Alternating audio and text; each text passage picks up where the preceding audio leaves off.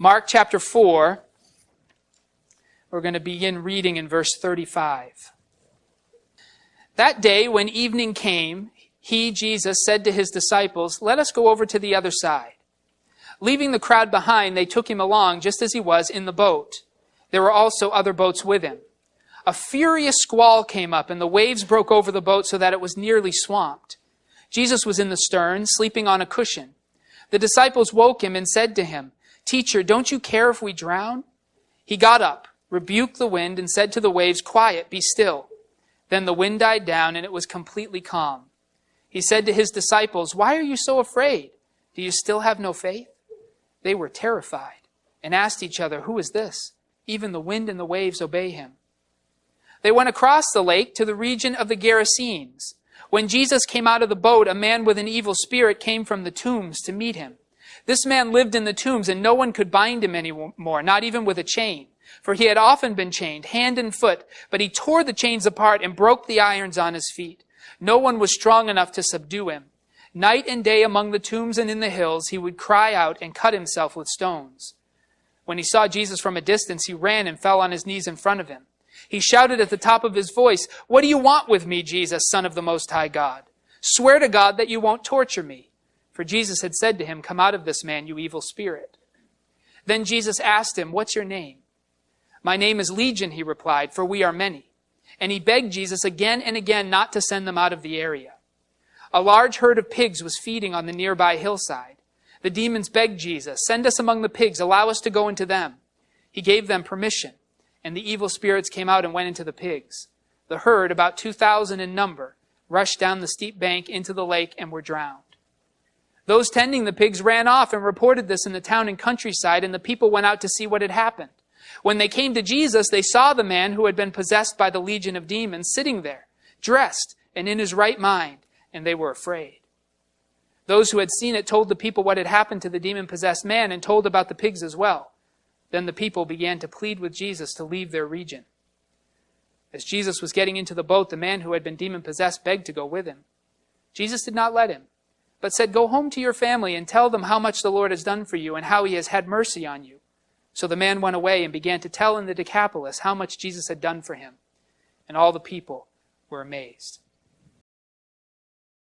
So even in Israel, Jesus is facing his objectors. He's facing resistance. But he's still been in Israel. In this story, he leaves Israel. This is the first story in the Gospel of Mark where Jesus goes to the other side, where he goes to the other side of the Sea of Galilee. Now, there are Jewish people who live on that other side, as there are Jewish people who live all throughout the Roman Empire. They've been scattered everywhere. But he's going into Gentile territory. And the first thing that happens is a storm rages.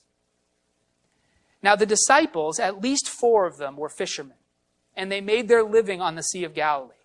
So they're not going to be strangers to storms. Even today, the Sea of Galilee, because of the topography of the region, it's a very shallow lake in a very deep and strange geographical location. And so storms are common on the Sea of Galilee, even today, furious storms, and it can happen in a moment. So these, at least 4 of the disciples, Peter and Andrew, James and John, were fishermen, and they would have been familiar with life on the Sea of Galilee. So if they thought they were going to die, this is quite a storm. And this storm is so furious that they believe the ships are going to be swamped and destroyed. And through this whole thing, Jesus is simply sleeping. And so they wake him up and say, "Don't you care?" And this is where the storm gets interesting. When Jesus gets up and wakes up, he rebukes, the text tells us, the wind. And he said to the waves, "Quiet, be still." We've heard that language before in the Gospel of Mark if you've been with us through this series. It happened in the synagogue the first time Jesus went there, and a man who was demon-possessed stood up. And Jesus rebuked him, the text says, and said, "Be quiet." Matter of fact, that's the formula every time Jesus casts out a demon. He rebukes it, and then he says, "Be quiet." And that's what he does to this storm. I want you to get a picture of what is happening in this story. For the people of Israel, the forces of evil have permeated Gentile society, non-Jewish society. They are everywhere in Gentile society. Matter of fact, in some of the prophets, Isaiah comes immediately to mind, Gentiles are to be associated with demon possession. So we've been shocked so far into the story to find out that there are demons in Israel. But we would not be surprised at all to find out that there are demons outside of Israel, in the world of the Gentiles. And Jesus, by crossing over into Gentile territory, he is invading the territory of evil. He's invading the territory of evil. And so evil tries to keep him out. And this storm is kicked up to try and prevent him from crossing over to the other side. And Jesus casts out that storm the same way he casts out demons in the Gospel of Mark, which gives us a sense that this storm in itself for Mark was demonic.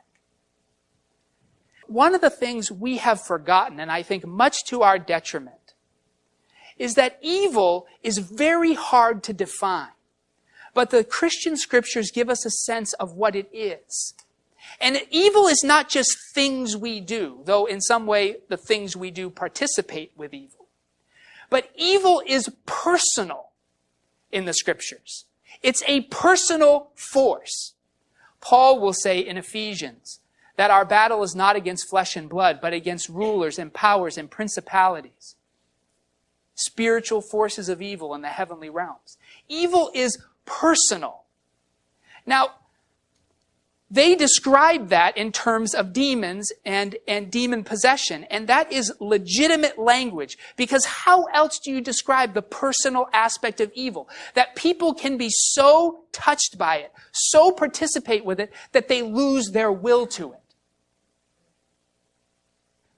We struggle with this still. Evil is more than a person, you or me. It's a force. The assumption of Israel is that the demons hold much more sway outside of Israel than they do within it. And so as Jesus leaves, the storm throws up. And that's just the first line of defense. The second line is a legion of demons waiting on the shore to stop him from coming in. That's military language.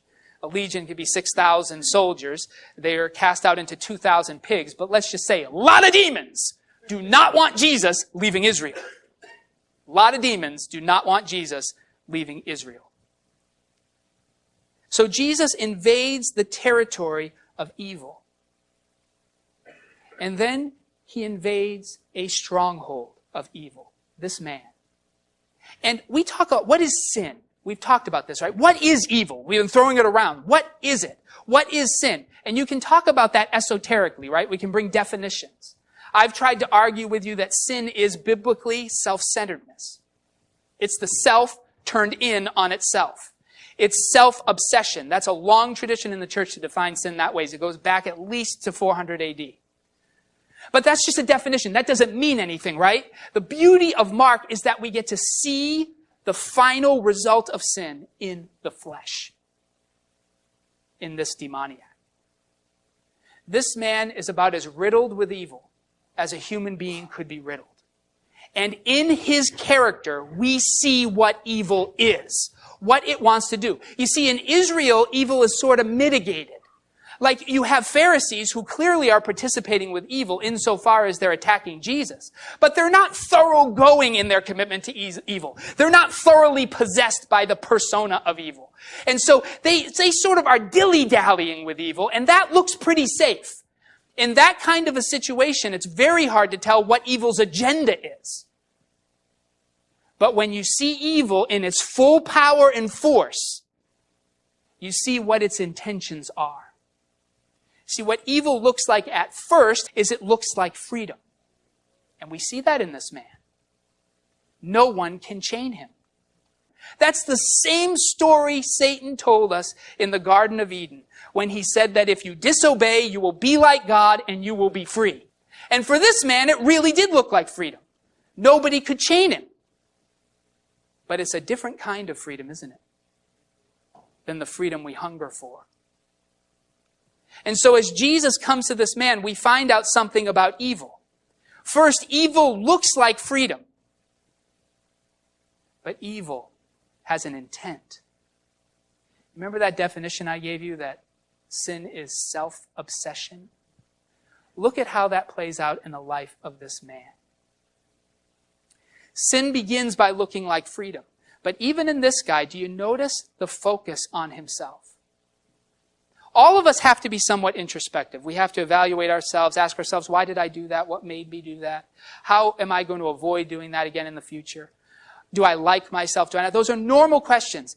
But sin begins to make those questions the core of who we are. And we become overly fixated with our own inner workings. That's what we call today psychosis. The scriptures call it sin. And you begin to consume yourself.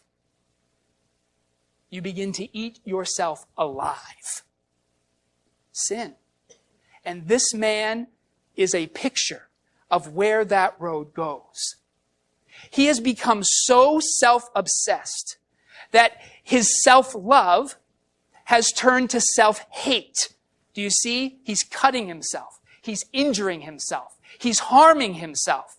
So the self-love now has become so fixated on itself that it becomes self-hate, and then he becomes self-destructive. And he begins to be such a pain to his entire world that they put him out. And the black hole that he is consumes every inch of his humanity. And he becomes nothing more than a beast, than an animal living among the dead. This is what sin wants to do to you. You might think you can tame it, but the scriptures consistently insist that that leads to one road, and you will not tame this lion. It will have you. And so Jesus comes to this man who is so thoroughgoingly committed to sin that he has been populated by the personal forces of evil to the extent that he is barely human anymore. But what happens when Jesus confronts this guy? He invades a stronghold of evil, and he sets about freeing a captive of evil. The first thing Jesus does is he requires the evil to name itself. What is your name? And he said, I am Legion, for there are many. This guy isn't just one force of evil. This guy is thousands of forces of evil. And you'd think that that might make Jesus back down. But he doesn't. It's Legion who begs that Jesus not torment him. And he tries to control Jesus. Swear to me in the name of your God that you will not torture me. Right? He tries to control him. But there is no way. This is verse 10. And he begged Jesus again and again not to send them out of the area. A large herd of pigs was feeding on the nearby hillside. The demons begged Jesus, send us among the pigs, allow us to go into them. And he gave them permission. And the evil spirits went out and went into the pigs. First thing Jesus does with this man is he names the evil. He forces the evil to name itself. And then Jesus personalizes the evil. He talks with it. He has a conversation with the evil. And the evil says, don't destroy me. Can I at least have a little control of where I go? And you think Jesus would say, what? You don't get to negotiate with me. Be gone. But he doesn't. He negotiates with it. All right. Go into the pigs. Which is just a short stop on the way to oblivion, but at least it gets them into the water. And then they went out into the pigs, and they were drowned. And this man sits at the feet of Jesus in his right mind and sane, which is another way to say unpolluted. The evil has been driven out. And the people from his town, when they come and see that, I love these guys because they are thoroughly in control of the powers of evil. They're not sitting there going, wow, this guy was possessed. This guy was destructive. Look at him. He's healed. They don't think, praise God, like the Jewish people did. They think, what happened to our pigs? Leave. This man's healing was not complete at that point. He's still selfish. The same root that caused that possession to begin with still exists. He wants to follow Jesus. He wants to leave his home and follow Jesus. Of course he does. Jesus healed him. And Jesus seems to understand something about this man. He will never be free until he stops thinking about himself. Until he is given a task and a mission that's about somebody else. If sin is self-obsession, and St. Augustine was right about that, he's reading stories like this, very intuitive. Jesus recognizes that the self has to be turned off itself. Even salvation, even freedom can become an avenue through which sin finds its way back in. Jesus says to him, you get these verses here at the end. The man who had been demon-possessed begged to go with him, but Jesus did not let him. He said, go home to your family and tell them how much the Lord has done for you and how he's had mercy on you. We hope that Jesus will be the fulfillment of our dreams. That's the problem in Israel. And this man that the demons are cast out of has the same desire to follow Jesus for the miracles. But Jesus sends him out. And this man does it. He goes away and he begins to preach. Decapolis is just a summary statement for the 10 major cities of that region. Decapolis just means 10 cities. He goes to all 10 cities and tells them what Jesus has done for him. Now he's free. He's free because his self-centeredness has been named. He found the root of his evil, Legion. His evil was discussed and fleshed out with Jesus, and Jesus decided how best to deal with it. And then his self-centeredness was turned outward, and he was sent to work for Jesus on behalf of others, rather than focusing the world on himself. The gravity of self was broken, and he's free. And interestingly enough, he becomes the first missionary that Jesus sends out in the Gospels. Paul's not the first apostle to the Gentiles. Legion is. We don't even know his name. But he's sent out, and he paves the way for the gospel to come into Gentile territory. This demoniac transformed. Jesus will set us free. It sometimes doesn't happen overnight. Evil has to be named. And I think psychology has demonstrated this over the last 100 years, that it is so helpful to freedom to know why you are how you are. Evil has to be negotiated with. We have to face it head on and have a conversation with it. But then in the end, only God can take that last step that goes from the good and necessary foundation to freedom. And it is that miraculous step of the Holy Spirit to take the eye turned in on itself and make it look outward and care about others the way it cares about itself. That step is freedom. And so freedom looks like, for this passage, and I think it looks this way through the whole gospel, which is why I'm making such a point of it. Freedom looks like serving others. Freedom looks like taking the eye off of our reflection in the mirror and looking out at the needs of the world around us. This is freedom. Now, it's counterintuitive, right? Freedom should be autonomy. It should be the willingness and ability to say, I'm my own person. No one can tell me what to do. My freedom. You're on the way to Legion. You're on the way. That's the way that leads. Real freedom comes in laying down our rights and sacrificing the rights we have for the sakes of others. Our willingness to serve, not to be served.